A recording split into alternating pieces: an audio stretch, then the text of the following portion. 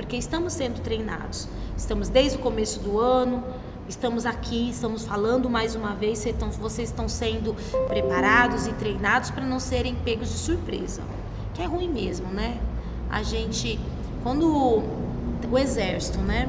O Brasil, assim, faz muitos anos que não tem guerra, mas sempre está sendo alistado, né? Pessoas novas, alistamento para fazer um treinamento com esses soldados.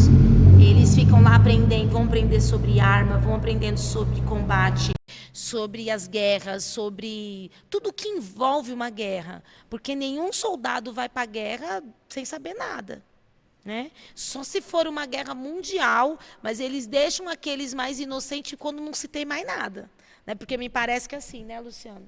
Primeiro são os soldados que estão na ativa. Aí morreu todos os soldados, eles chamam aqueles que já foram aposentados. Aí morreu todos os aposentados, eles começam a chamar os civis. Mas não é o que se faz, né? São aqueles que são preparados e treinados. Então a gente está sendo aqui, tá bom?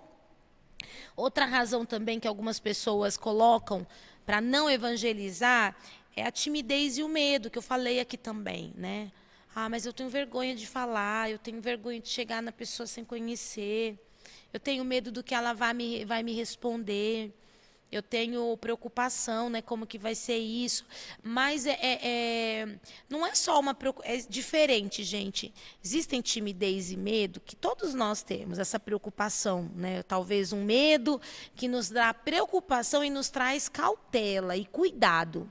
Isso não é ruim, de todo ruim. Porque quando você tem cautela e cuidado, você vai ter sabedoria, você não vai chegar de qualquer jeito. Mas o que nós estamos falando aqui, razões porque alguns não evangelizam. São situações que travam e paralisam as pessoas.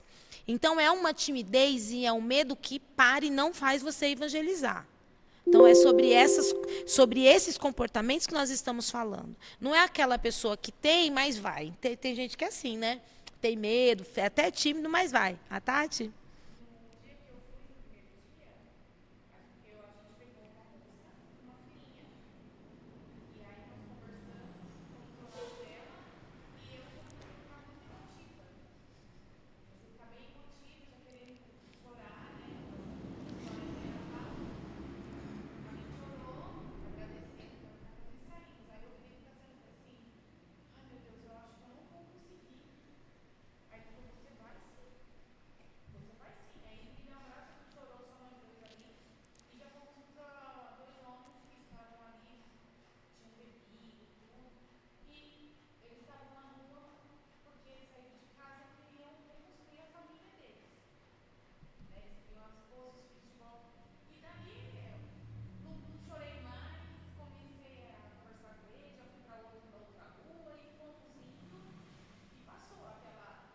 Aquele primeiro impacto.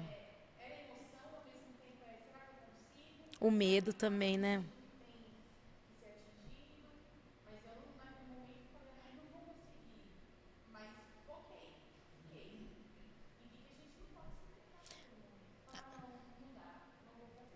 É isso aí, você tá vendo? Ó, essa preocupação, esse medo, principalmente no começo, é natural, gente. Mas não te parou, você foi. E aí, quanto mais vai, mais fácil vai ficar. Né? Mais fácil vai ficar, tá bom? Mas a gente precisa entender que isso aqui tudo a gente precisa tirar como barreira de impedimento para a gente não responder o ID que o Senhor nos deixou. Tem algumas pessoas, inclusive, algumas igrejas, né, ou algumas lideranças que falam assim, ó, a Bíblia fala que os tímidos ficarão de fora. É diferente a timidez que nós estamos falando dos tímidos que está escrito lá em Apocalipse, tá bom, gente? Esses tímidos que fala aqui, eu acho que é em Apocalipse mesmo que fala, é o tímido, aquele que se envergonha do evangelho de Cristo. Apocalipse 21:8. Os tímidos não herdarão o reino dos céus. Olha aí, tá vendo? Não é aquela pessoa que, assim como a Tati, como eu também, que quando você vai começar, você fica com vergonha de que maneira chegar na pessoa. Não é esse tipo de timidez, né? Mas é a timidez daqueles que se envergonham do evangelho de Cristo. Tá bom? só para tirar um peso, porque às vezes você escutou isso e acha que porque você é tímido, você vai tá já direto no inferno, né? Para tirar um peso de alguns ensinamentos que, em vez de trazer libertação, traz prisão mesmo, né? Vocês estão acompanhando? Vocês querem que eu tire foto ou não? Ou vocês não estão olhando? Então tá bom.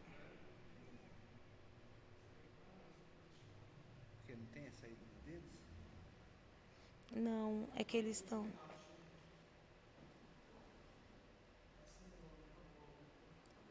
Peraí.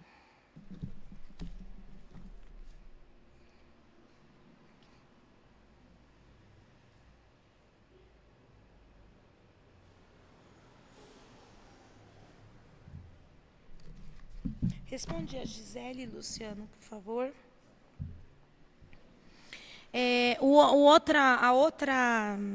A outra causa também, porque algumas pessoas não evangelizam, por conta dos falsos conceitos, né? E um deles é esse que eu acabei de falar, uma falsa interpretação. Outra coisa também é de achar que não está pronto, que a Tati também falou. Eu não sou para isso, né? Eu não nasci para isso. E aí acaba criando uma crença mesmo, né? De que não é para você. Ou eu não consigo fazer, ou eu não posso fazer. Outra coisa também, vai falar mais aqui na frente, por não se acharem, por se acharem desqualificados. Isso também é bem interessante. Pessoas que acham assim, eu não sou santo o suficiente para evangelizar. Né? Eu não estou santo, eu não estou pronto o suficiente, eu não estou com uma auréola na cabeça, sabe? Essa ideia. Então, por não ser assim, por ter errado, ou por ter... Ainda está no processo de libertação, ali no processo de santificação, não se sente pronto e não se sente qualificado para fazer. Isso também é um falso conceito, né? E aí muitas pessoas deixam de fazer por conta disso. Voltando ainda a esses falsos conceitos, entender também, por exemplo, outro que é um falso conceito que a gente cria como uma verdade, e aí nos travam essas verdades que são nossas. Quando eu me comparo com outro, mas eu não sei fazer do jeito que fulano de tal faz. Mas eu não sei evangelizar como o André evangeliza. E aí, por eu evangelizar do meu jeito e eu achar que o meu jeito é menor ou menos valorizado que ele, eu acabo ficando intimidada e não faço. Você entende? Porque vai ter pessoas que vai ter o ministério evangelístico na vida dela, isso é Deus quem dá. Não somos nós, não é da gente, é dom de Deus. Que vai ter isso mais assim, mais aparente.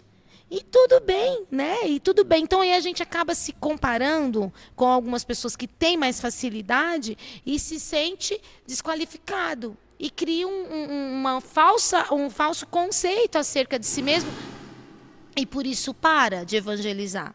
Isso tudo, e olha, o pior disso tudo é que o inimigo, Satanás, usa desses falsos conceitos ou desses comportamentos que nos travam para fortalecer cada vez mais, porque quanto menos pessoas, menos pessoas, tá certo? Tá, né? Menos pessoas falam do amor de Jesus, né? O mundo, o inferno vai ganhando mais almas e vidas, né? Assim, se a gente para, o diabo não para. E aí as pessoas são ceifadas cada vez mais. Então, o interesse do inimigo é fazer com que nos calamos mesmo, calar a nossa voz de evangelistas. E esses comportamentos que nós estamos falando aqui serão reforçados. Eu não sei se você está se identificando com algum deles, mas saiba que isso não pode ser, em nome de Jesus, a partir de agora, como impedimento para você corresponder o ID, tá bom? Essa parte também que eu comecei a falar, né, que não possui o dom de evangelista, né? O ministério de evangelista faz parte dos 5 ministérios. Para quem fez o curso Maturidade no Espírito, alguém fez aqui? Falou bastante, né, sobre os ministérios, né, os 5 ministérios, não falou? Nesse curso falamos pouco a respeito. Mas deu uma pincelada, não deu? Os 5 ministérios têm o ministério. A igreja completa, ela precisa ter esses ministérios funcionando. Mesmo que tem igrejas que têm uma consagração de uma maneira reconhecida por todos. Mas, assim, de uma maneira como ministério e em funcionamento, a igreja precisa estar os ministérios funcionando, que é o ministério apostólico, o ministério pastoral, o ministério do evangelista, o ministério profético e o ministério de mestre, de ensino. Então, a igreja precisa. Está registrado em Efésios capítulo 4, verso 11, esses 5 ministérios, tá? Tá lá na Bíblia. Toda igreja saudável, ela precisa os ministérios acontecendo. Mesmo que não tenha o óleo derramado ali, porque tem igreja que não faz. Tem igreja que tem mais o reconhecimento do apóstolo e pastor. Mas isso não significa que os ministérios não estejam acontecendo. Tá bom? O ministério de ensino está sendo exercido aqui agora. Nós estamos aprendendo. Enquanto um fala, o outro aprende. Entende? E o ministério do evangelista, ele é algo de Deus. É Deus quem dá. É Deus que distribui esses dons para as pessoas. E aí tem pessoas que têm o ministério de evangelista, ele vai ter, já é um dom, é de Deus, então ele vai ter, não é mais forte, vai... Maior naturalidade. Maior naturalidade, vai desenvolver mais. E aí, entra nessa coisa, né? E um outro que não tem, que tem, por exemplo, o ministério de mestre. Aí acha que, porque tem o ministério de mestre, acha que o evangelista só ele que tem que fazer. Não é isso. Os ministérios, eles funcionam na igreja, mas todos nós fomos chamados e foi nos dado a ordem do ID. É um evangelismo pessoal e que é possível, a gente vai ver no decorrer desse módulo, que é possível todos nós evangelizarmos. A nossa maneira, do nosso jeito. Deus não conta com performance, gente. Performance é lá no mundo. Na casa do Senhor, é do seu jeito, Ana, é do seu jeito, Eric, do seu jeito, Nicole, do seu jeito, André, é do seu jeito, é do seu jeito, é do seu jeito, é do nosso jeito. Entende? Cada um do seu jeito. E isso conta vidas e almas que nós vamos ganhar. Ô Dani, deixa eu falar uma coisinha. Diga. O que acontece? Quando alguém lhe perguntar por que a sua igreja está se movimentando, está ali, ó. Está se movimentando na rua. De onde veio essa ideia de rua para vocês? Bom, veio exatamente de Mateus, capítulo 28, 19, veio de Marcos, capítulo 16, versículo 17, mas, fundamentalmente, de uma observação que a gente fez aqui na nossa igreja. O ministério pastoral funciona. Você tem os líderes na célula pastoreando, você tem pastores na igreja, cuidado. A gente está fazendo o acompanhamento, cuidando realmente do aprisco e etc. Nós temos também a função apostólica, que fala de uma visão, de uma abertura, de conseguir planejar, de entender, de enxergar um mundo lá fora que, de repente, aqui dentro, a gente só olhando daqui não enxerga. Mestre funciona tranquilamente, a gente faz os nossos cursos pela internet, como se vê nesse momento também presencialmente. O ministério profético, que é o da direção, tem direção, essa igreja dá direção às pessoas, a gente recebe direção do alto, mas o ministério evangelístico estava um pouco travado. E a gente que quer crescer como igreja, e não é só crescimento da igreja, mas é uma responsabilidade que nós temos que cumprir, que é vontade de Jesus, que é o ID, que é de falar dele para todas as pessoas. A gente sente que só fazendo isso aqui dentro a gente não está fazendo o suficiente, entendeu? Então, quando alguém lhe perguntar por que vocês estão na rua, porque nós estamos mega interessados em ativar o terceiro ministério.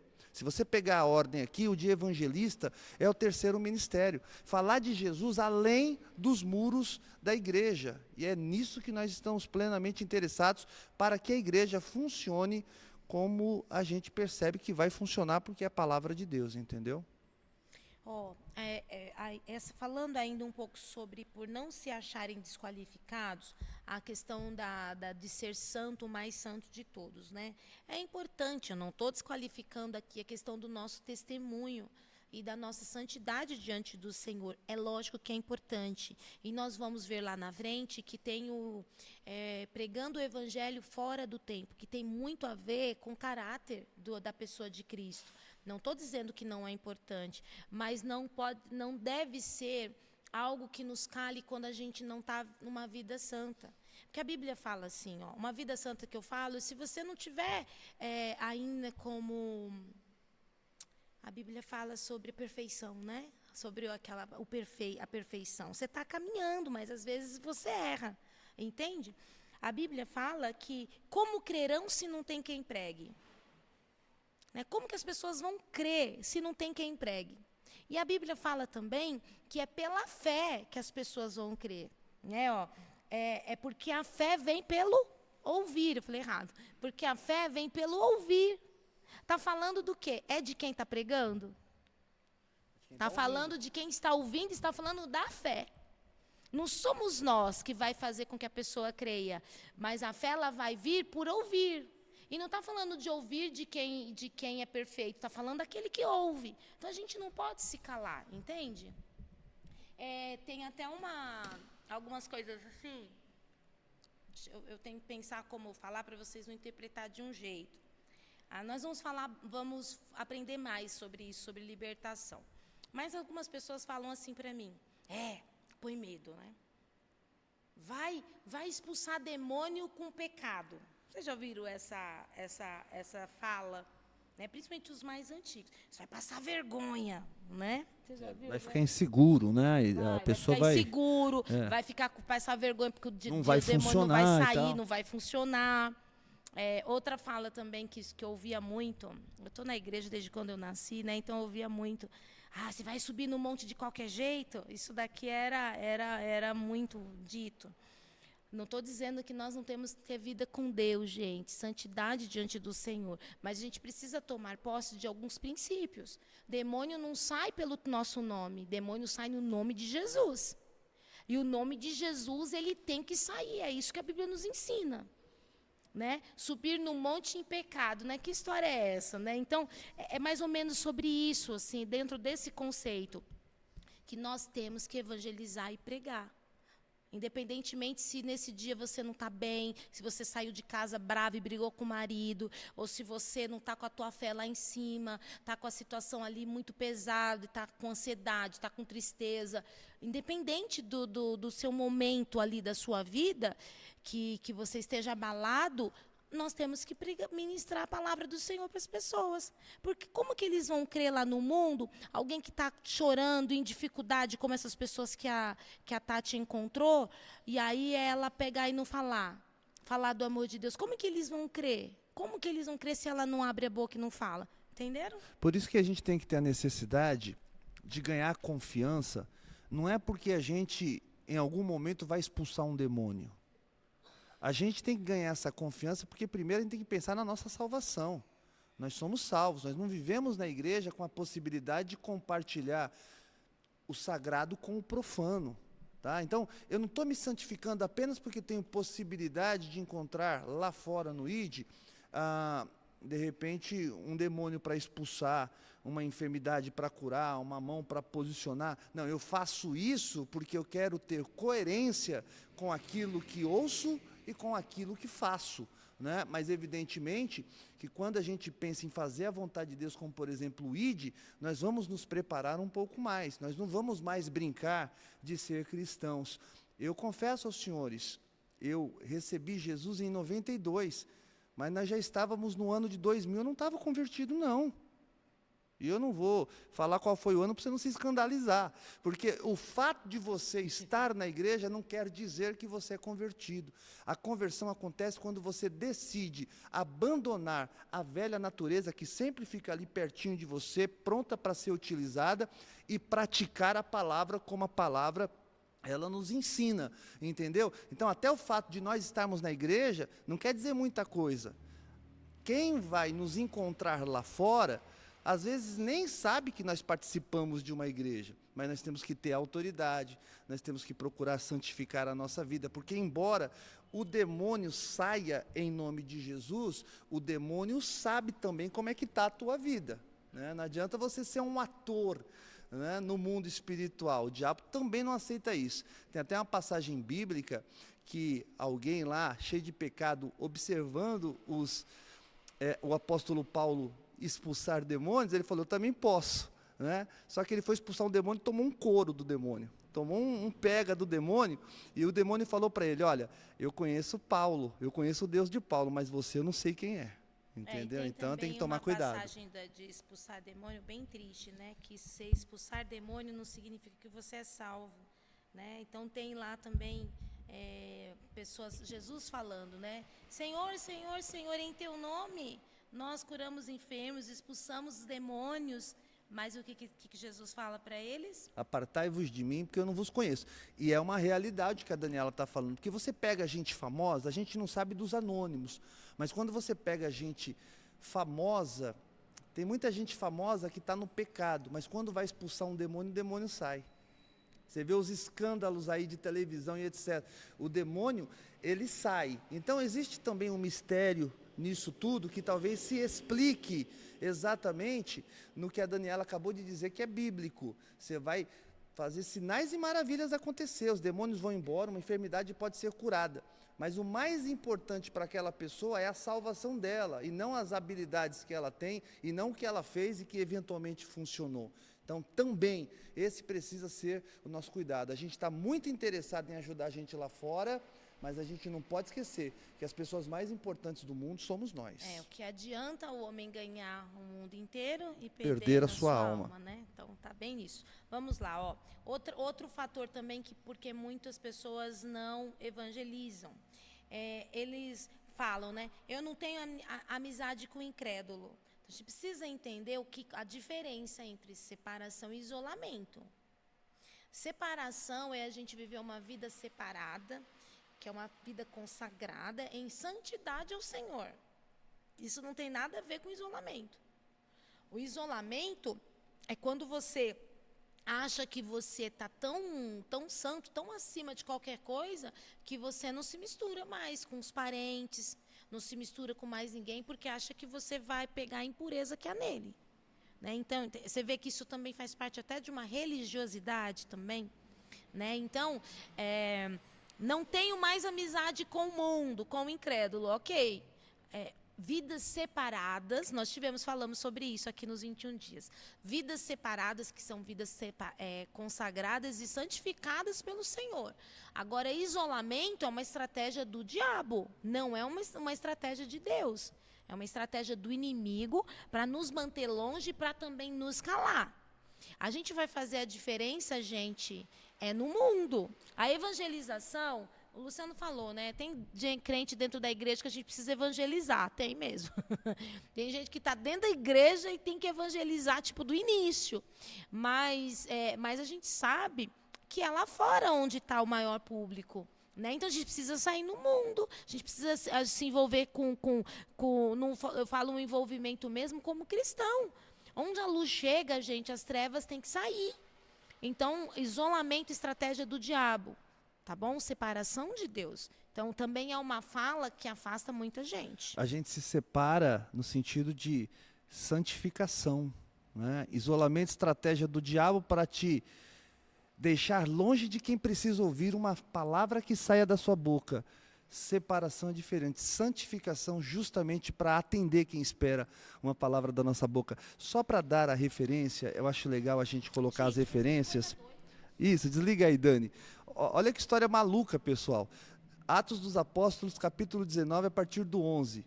Deus fazia milagres extraordinários por meio de Paulo, de modo que até os lenços e aventais que Paulo usava eram levados e colocados sobre os enfermos. Estes eram curados de suas doenças e os espíritos malignos saíam deles. Alguns judeus que andavam expulsando espíritos malignos tentaram invocar o nome do Senhor sobre os endemoniados. Quer dizer, usaram o nome de Jesus, dizendo em nome de Jesus, a quem Paulo prega. Olha só como eles tentaram expulsar o demônio. Em nome de Jesus, a quem Paulo prega, eu lhes ordeno que saiam. Os que estavam fazendo isso eram 7 filhos de Seva, um dos chefes dos sacerdotes dos judeus. Um dia o espírito maligno lhe respondeu, Jesus eu conheço, Paulo eu sei quem é, mas vocês quem são? Então o endemoniado saltou sobre eles e os dominou, espancando-os com tanta violência que eles fugiram nus e feridos. Já pensou, meu amigo? A pessoa não apenas vai te espancar, Vai deixar você pelado na Praça do Grimaldi. Sangue de Jesus. Misericórdia. Aí a gente fala isso, a pessoa não quer ir mais com a gente para a Praça do Grimaldi, né? Mas tem que falar, tem que ter realmente preparo. É por isso que a gente está aqui. Faz né? parte da preparação, né? Aprender. Gente, falando sobre a separação e isolamento. Olha que exemplo legal que ele colocou aqui. O barco deve estar no mar, mas o mar não pode estar nele. Tá vendo? A separação e o isolamento são coisas diferentes, um barco que nunca sai da areia da praia, isso é isolamento, né? Isso é isolamento, porque ele está fora do propósito, tá bom? Então, a gente tem que ser o barco que está no mar. O mar representa o mundo, né? Agora, quando o mar entra dentro do barco, gente, isso é afundar mesmo, morrer, né? Afundar. Então, a gente está no mundo aí e temos que abrir a nossa boca, tá bom?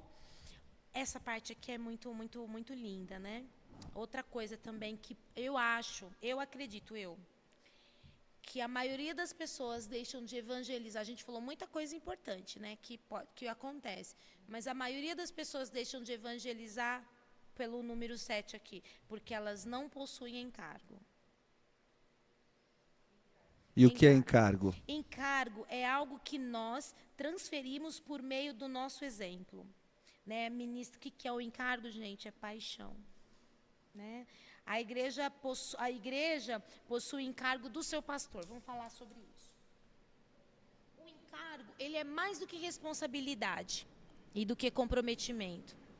Responsabilidade é quando eu sei que algo é me dado e eu preciso cumprir aquilo. Se eu me comprometi que vou fazer, então eu me responsabilizo e eu vou fazer. Né, algo assim, mesmo que a gente não gosta, tem um monte de gente, emprego é muito isso, tem muita gente que trabalha no que não gosta, nem gosta do trabalho, mas tem responsabilidade porque se comprometeu, não é assim? Aí chega no horário, sai depois do horário e está lá.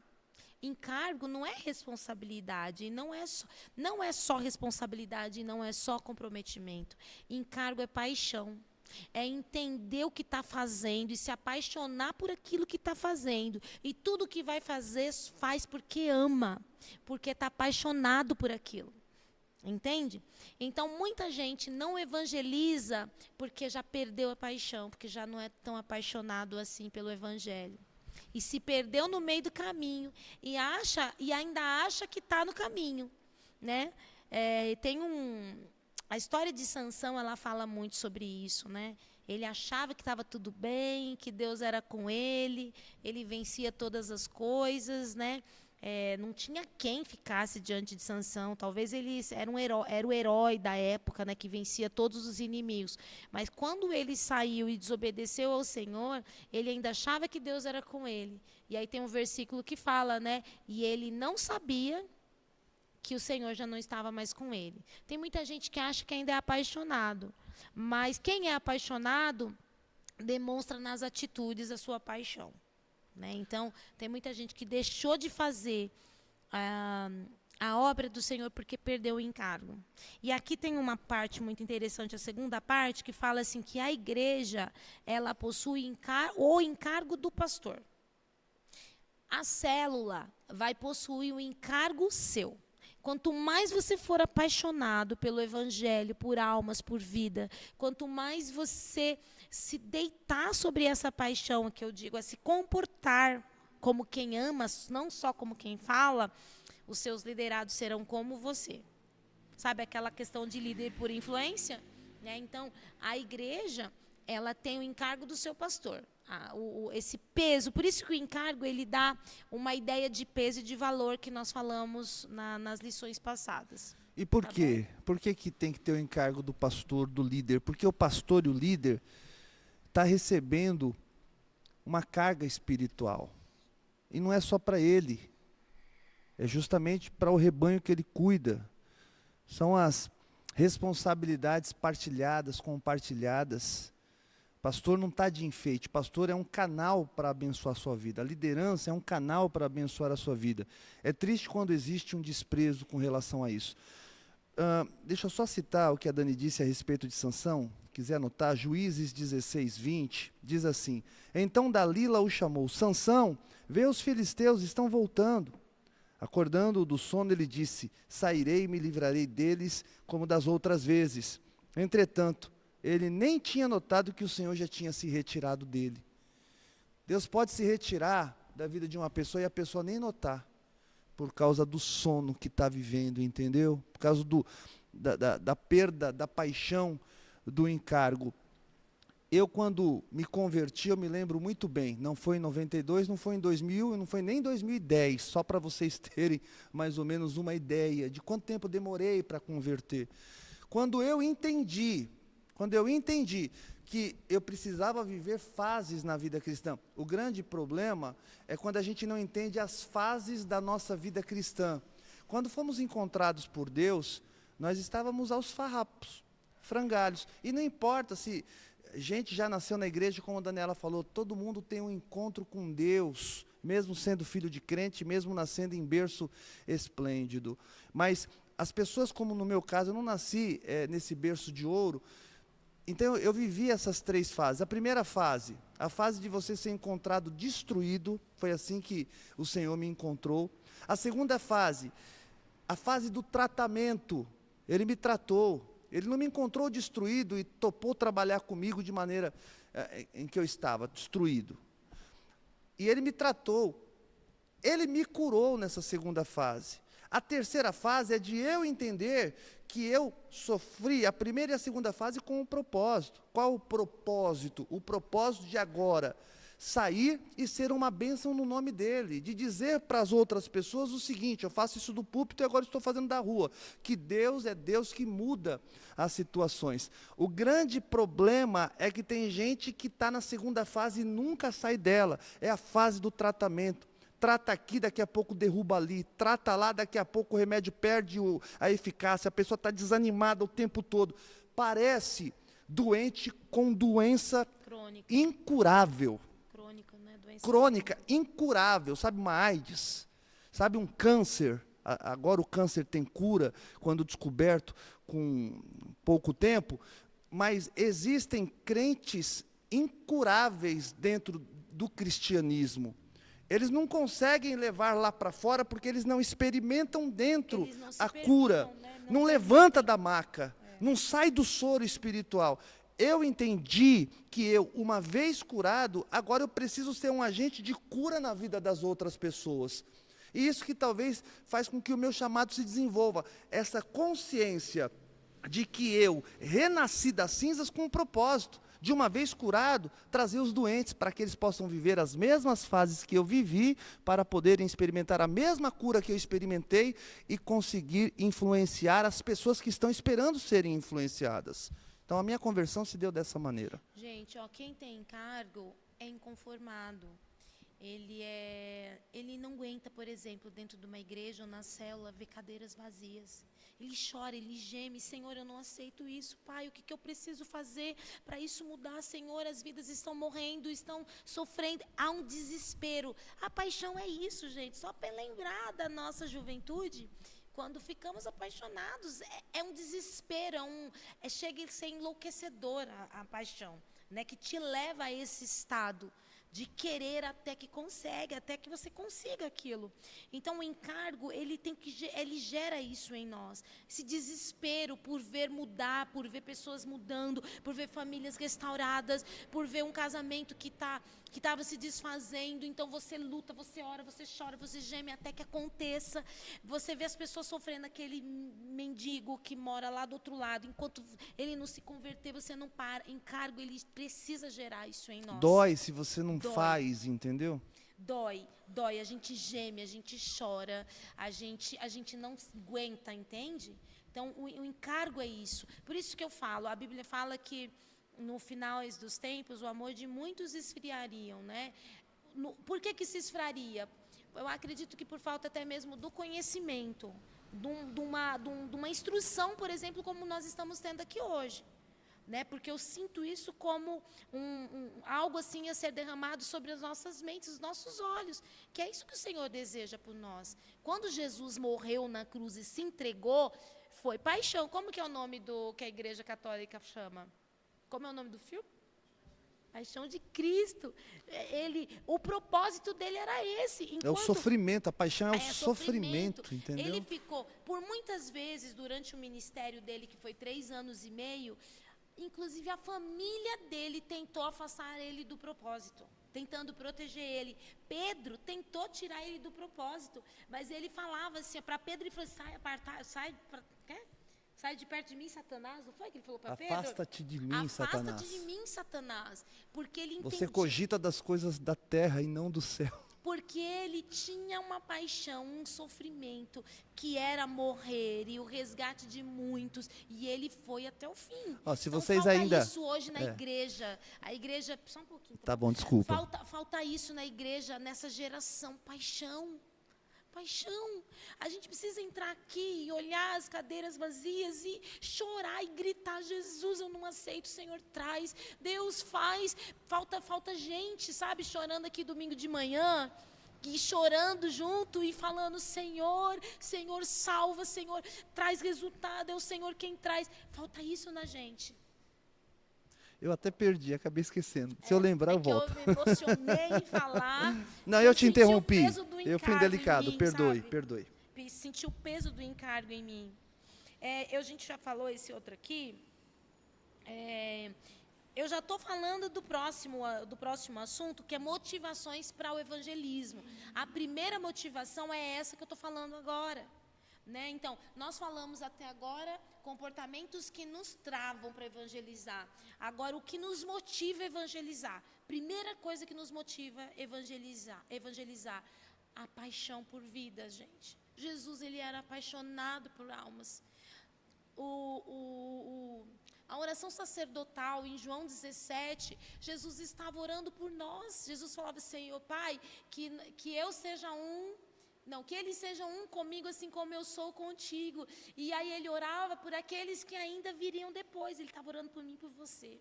Ele não desistiu lá na cruz, porque quando lá na cruz ele estava sofrendo toda aquela injustiça, ele entendia, ele via eu e você lá, e ele não desistiu. Então, a primeira motivação para fazermos o evangelismo é a paixão.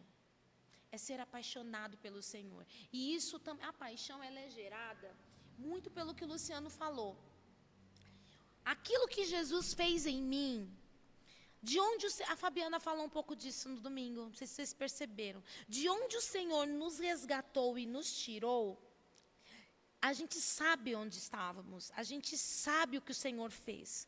A gente entende o preço, quem era eu antes de estar aqui, ou onde eu estaria se eu não estou aqui, entende? A gente tem essa ideia de resgate. E aí a gente enche-se tanto de gratidão. E quando a gente pensa sobre isso, eu não sei vocês, mas ao pensar, quem eu poderia ser se o evangelho não tivesse me alcançado? Se a salvação não tivesse chegado na minha casa?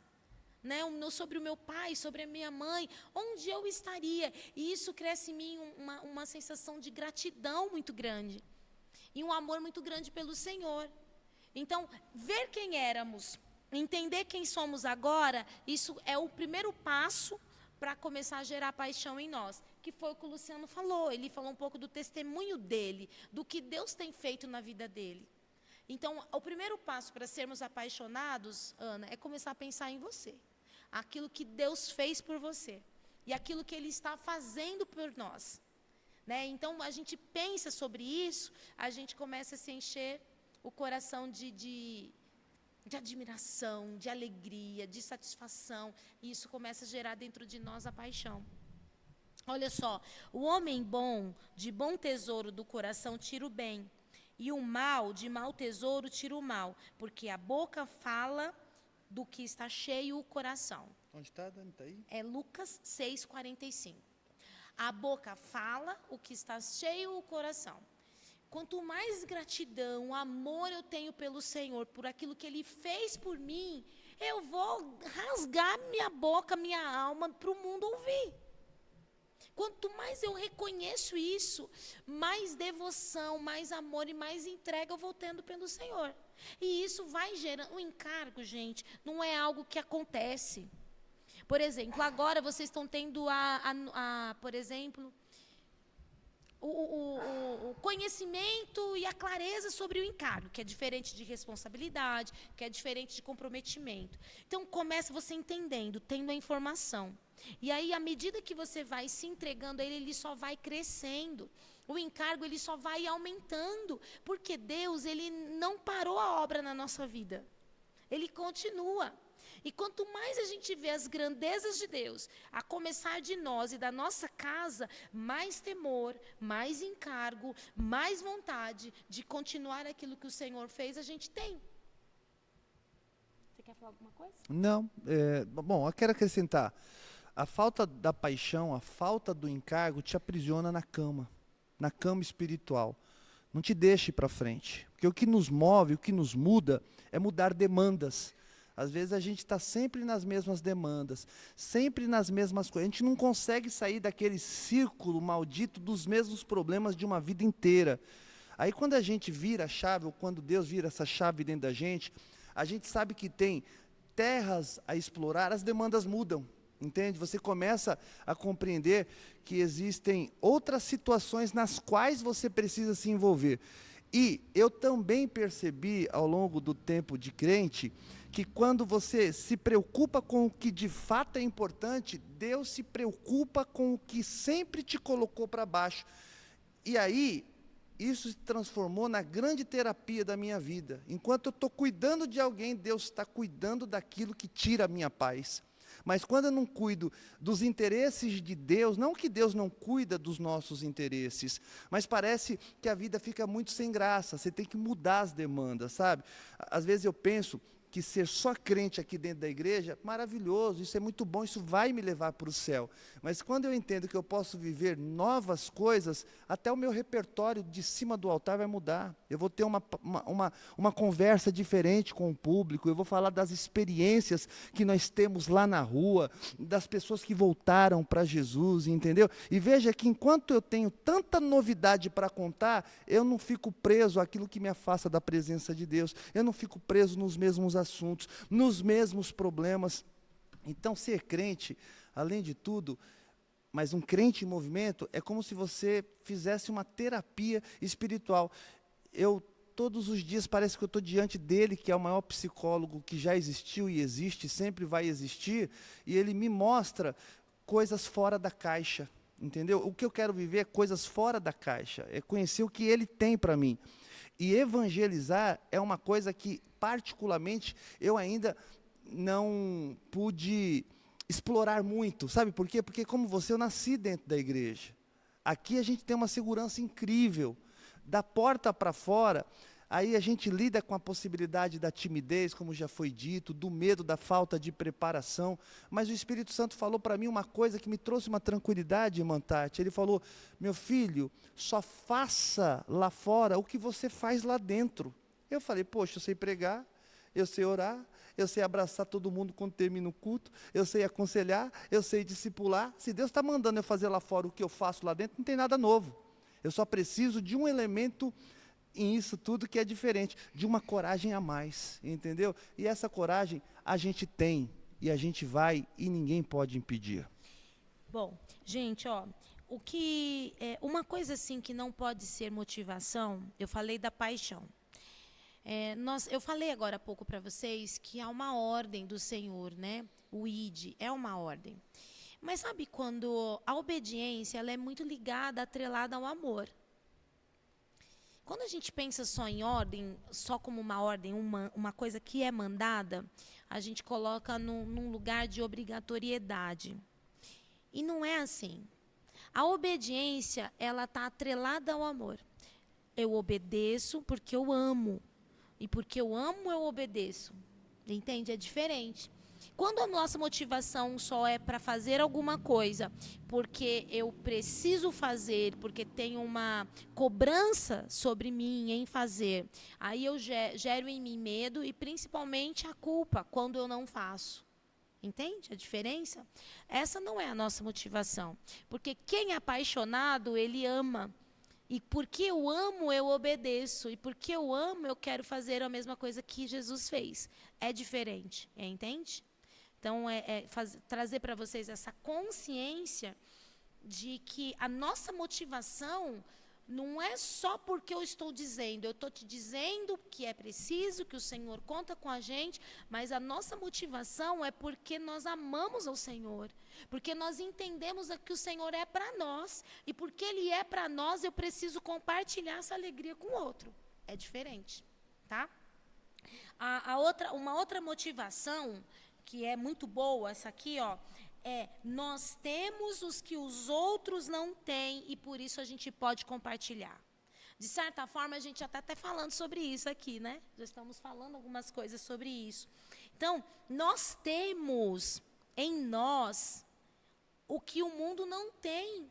Nós temos a resposta, gente. Eu não estou falando num sentido altivo ou vaidoso, mas nós temos a resposta, nós temos a cura, nós temos a solução dos problemas, nós temos a solução das ansiedades, nós temos a solução dos medos, nós temos Jesus, nós somos casa do Senhor. A gente tem a chave da farmácia. Chave da farmácia. Lá do céu.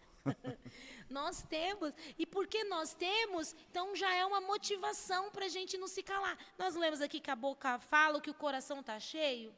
Então a gente pode falar desse amor poderoso na farmácia, na fila do açougue, no trabalho, com os amigos no WhatsApp, né, na internet, na escola, onde a gente for.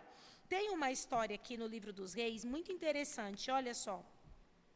Lá em Reis, 2 Reis 6 ao 24 e o capítulo 7 ao 20. É uma história assim, até meio de terror. Né? Conta assim, ó, conta a história do cerco de Samaria pelo rei da Síria. Devido ao cerco, o povo experimentou tamanha fome que seus habitantes chegaram ao ponto de cometer canibalismo. Deixa eu tirar a outra. Canibalismo. Olha só, teve um cerco até Samaria. E aí, deixa eu tirar a foto para vocês dessa página que eu não tirei.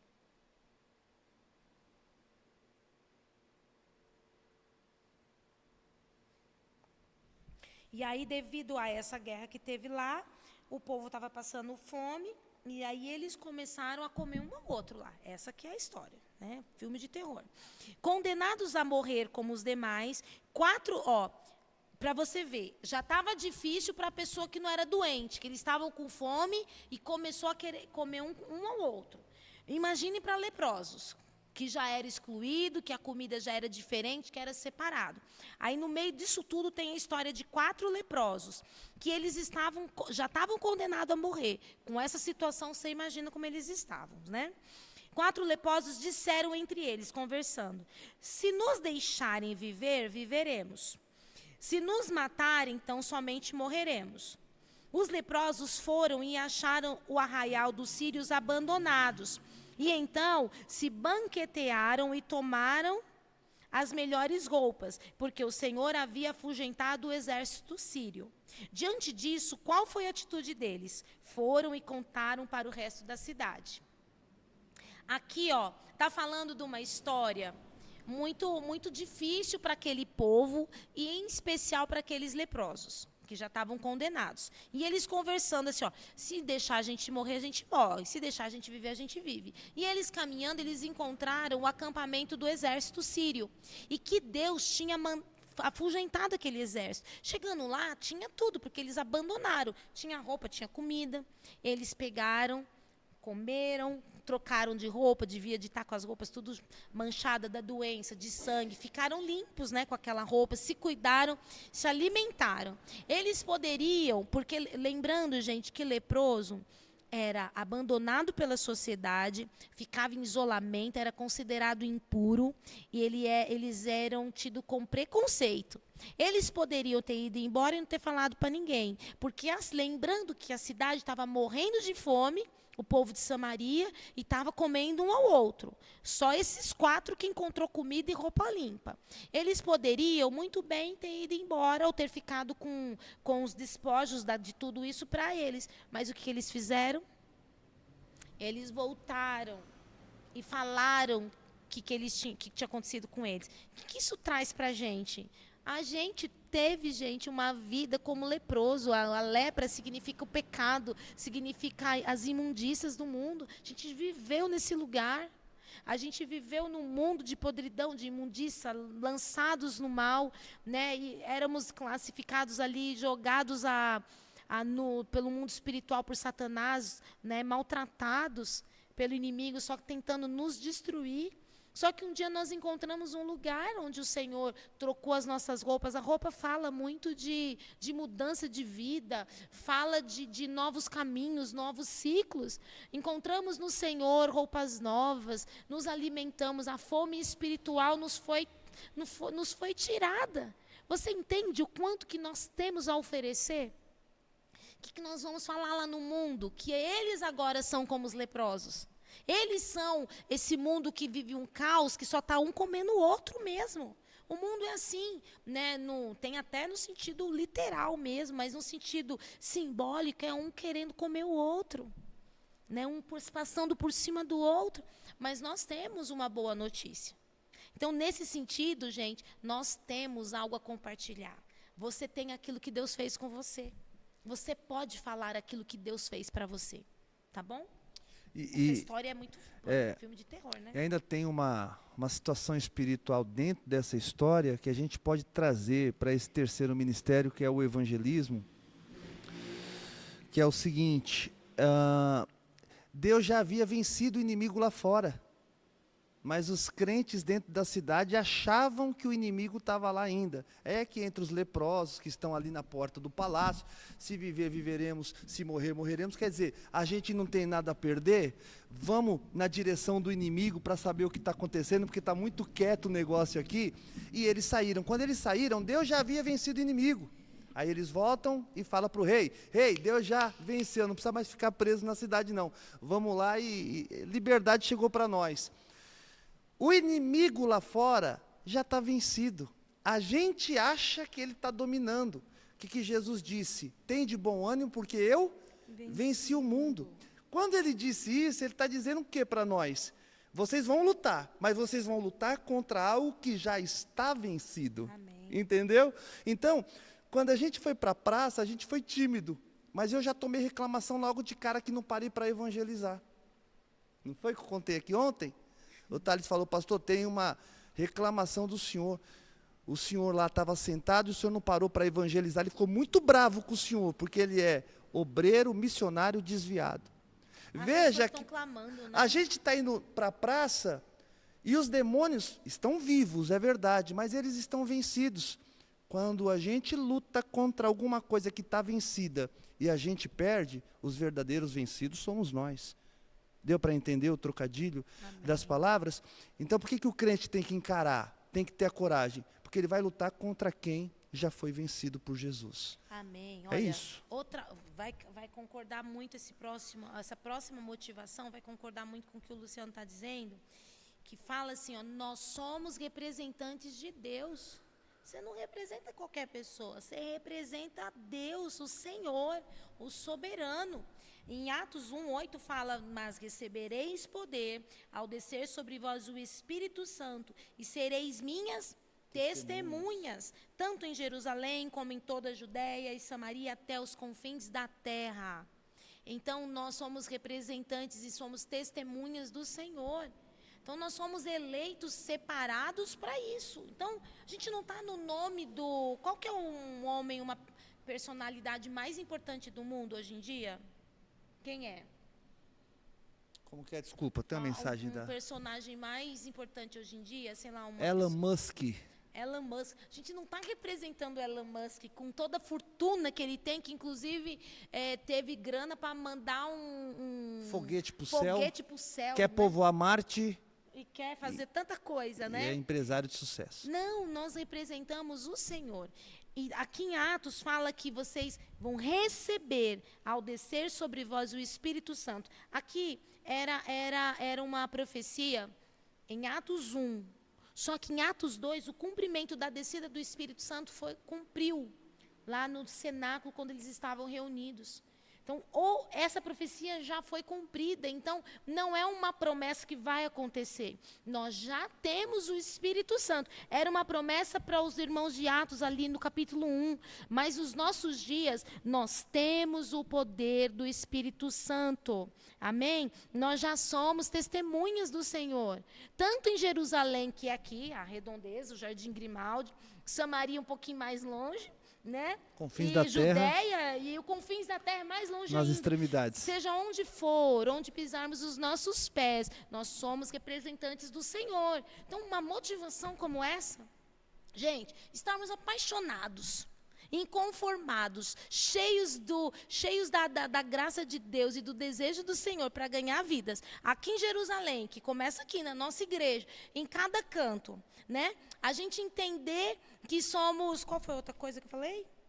Que nós temos algo poderoso em nós que a gente compartilha. E ainda somos representantes de Deus onde a gente for. Que motivação. Eu quero fazer com que vocês saiam daqui hoje. Quando a gente fazer o próximo evangelismo, vocês saírem daqui como gigante. Que é isso, eu sou muita coisa.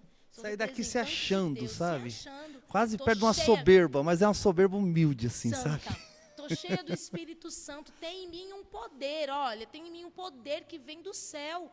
Então, isso te enche de motivação e de coragem para ir fazer, tá bom? Eu acho que a gente só vai conseguir falar sobre isso. A gente tem que sair daqui igual a Tati. Tá te achando assim, sabe?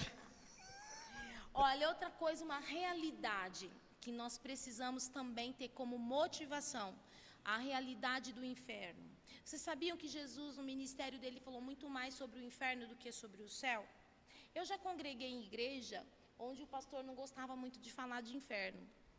Quando ele falava assim, ele não gostava. E quando alguém falava, ele falava assim, a gente tem que falar do céu, das coisas de cima. Tem que ficar falando, dando moral para o inimigo e falando do inferno. Né? Cada um tem sua interpretação. Mas Jesus, no ministério dele, ele falou muito mais sobre a realidade do inferno do que do céu. Então, nós temos, amados, está na nossa voz, dentro de nós, a gente tem que alertar o mundo acerca da realidade do inferno. E tirar as mentiras do inimigo. O espírito de engano está sobre o mundo.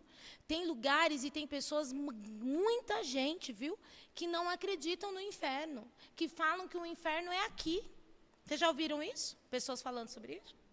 Não existe inferno, o inferno é aqui. O inferno tem a tal do inferno astral, não tem? Que as pessoas falam. O inferno está dentro da gente e tantas outras teorias. Mas o inferno é um lugar real. É um lugar real e que aguarda todos aqueles que não crerem no nome de Jesus. É a perdição. E aqui nós temos aqui a gente não tem que ter medo, gente, de falar sobre o inferno.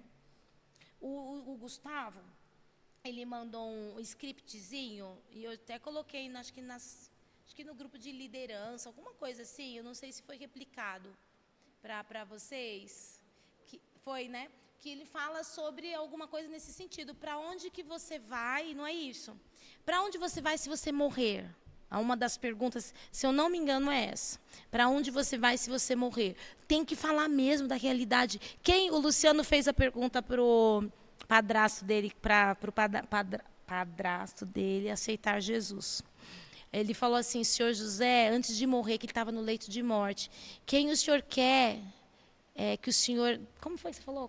Quem que você quer que te espera do outro lado? Como foi que você perguntou para o seu Zé? Nossa, eu não lembro. Eu sei que foi mais ou menos alguma coisa assim, né? Olha, o senhor vai se encontrar com alguém.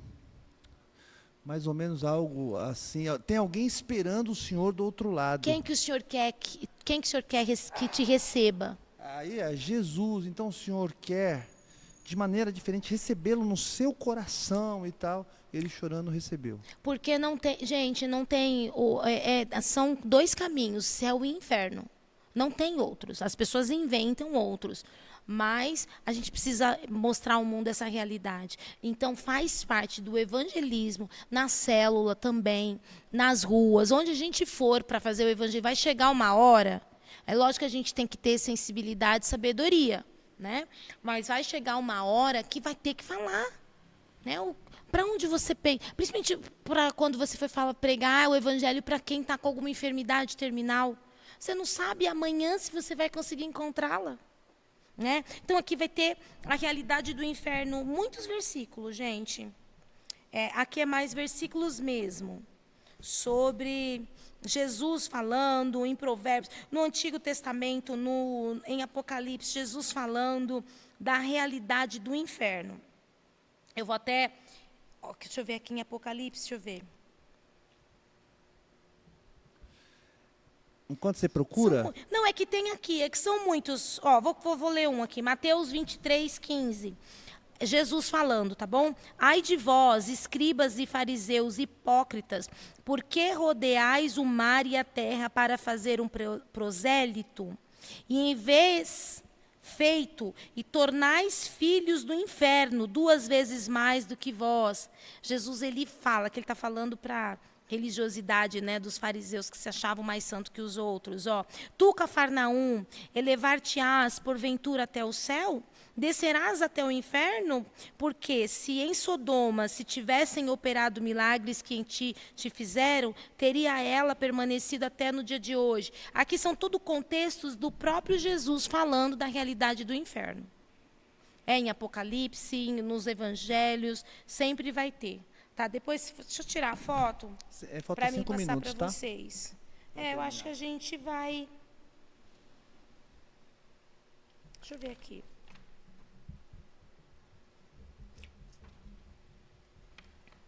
Para a gente, a semana que vem, a gente finalizar e colocar o estilos de pescadores, eu vou falar só de mais 2 pontos, tá bom? Que é rápido, só vou passar.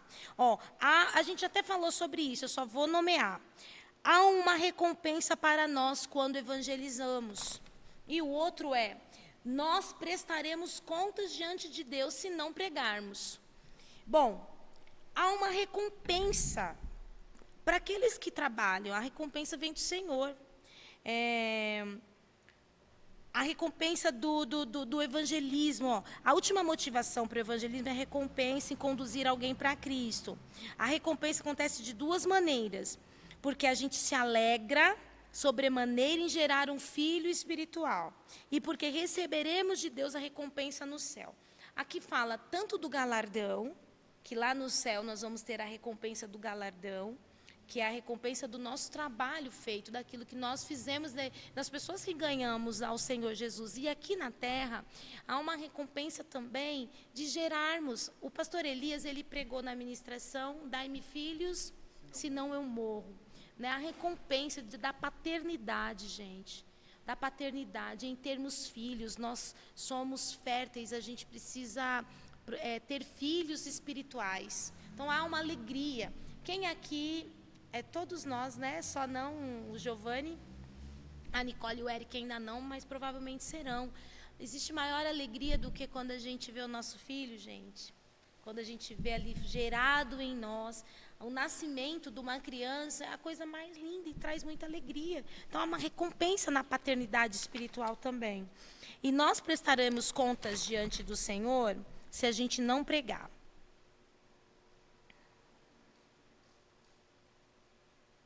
Eu acho melhor a gente deixar esse último para a gente falar na próxima, né? Porque acabou, né? Então, a gente fica na próxima aula, a gente vai falar sobre esse prestar contas e a gente já entra como estilos de pescadores, tá bom? Alguma dúvida? Vocês querem... Falta 5 minutos ainda aqui, ó. Vocês querem falar alguma coisa? Vocês têm algo a acrescentar?